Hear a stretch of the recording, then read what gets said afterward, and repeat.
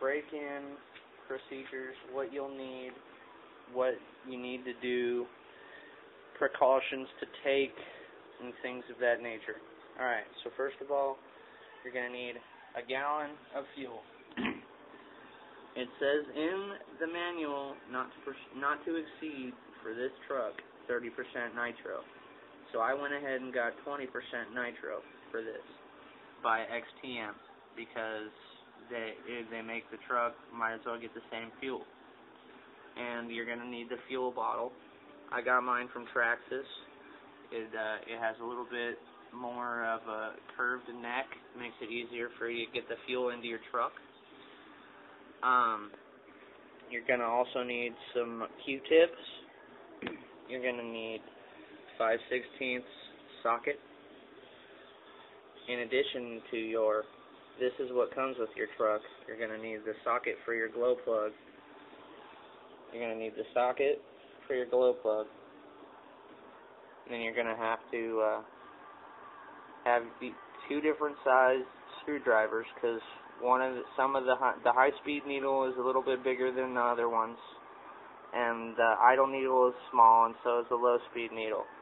So you're going to need a smaller sized screwdriver. Alright, and this is just a helpful tip. If you did not get body clips with your truck like me, like these, then you can make it work with small paper clips. And also, in addition to what you will need to run the truck, you're going to need a glow starter. This is the XTM metered glow starter with the spring lock. Most starters don't come with this little meter on it. You can get a regular starter. It's a little cheaper. This ran me about $25. Other ones will run you about $18. Alright, so moving on to the starting and the first 5 tanks of your truck.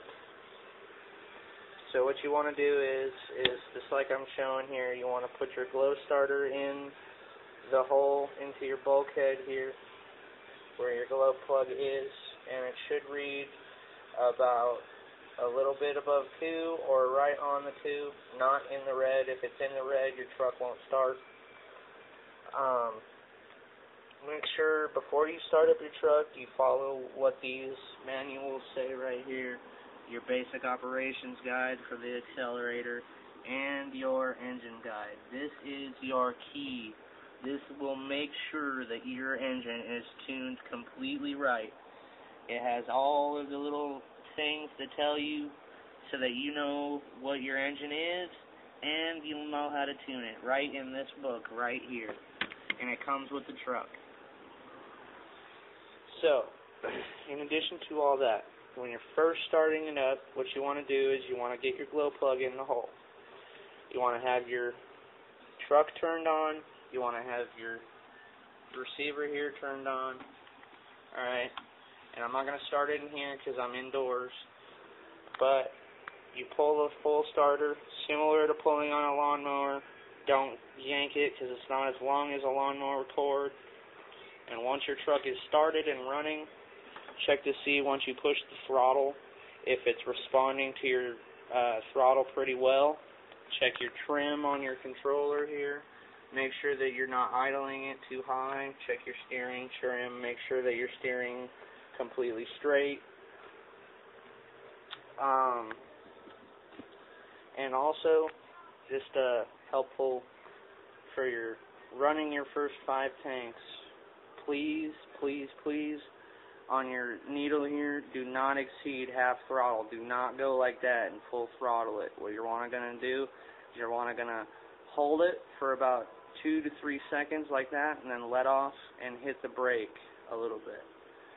Alright, and you're just going to want to do that for the first 2 tanks. You're just going to want to run and then slow it down. Let it idle a little bit. And really, for the first tank, you just want to let it idle. And then for the tanks after that, you're going to just want to do what I said.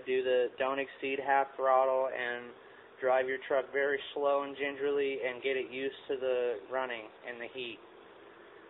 And depending on the temperatures in your area, if you're in a colder climate, you'll have to tune it differently than if you were in a hot climate. So it all depends on how your truck runs when you're actually tuning it.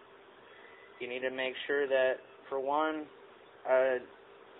not a big plume of smoke is coming out of your truck, but more like similar to a ghost trail almost, just a pretty good amount of smoke when you're hitting half throttle comes out.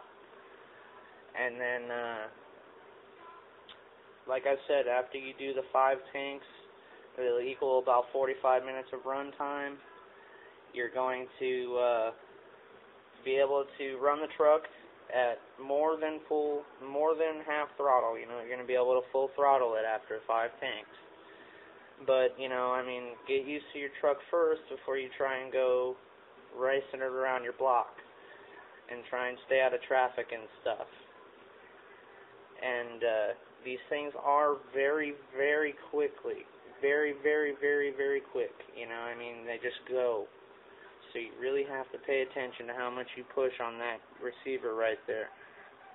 So, like I said, as long as you got those tools right there, your regular tire remover, your Allen wrenches, get yourself an extra glow plug. You're going to want to get that. You're going to want to get your 5/16 socket for your glow plug, unless you want to get that $7 Magnum wrench.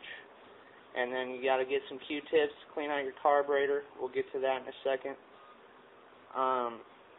Your 2 different size screwdrivers here. Make sure if you don't get body clips, you pick them up. They're $3 for 10.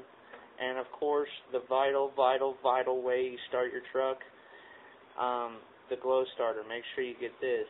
And remember that to get this thing charged, it takes about 6 to 8 hours.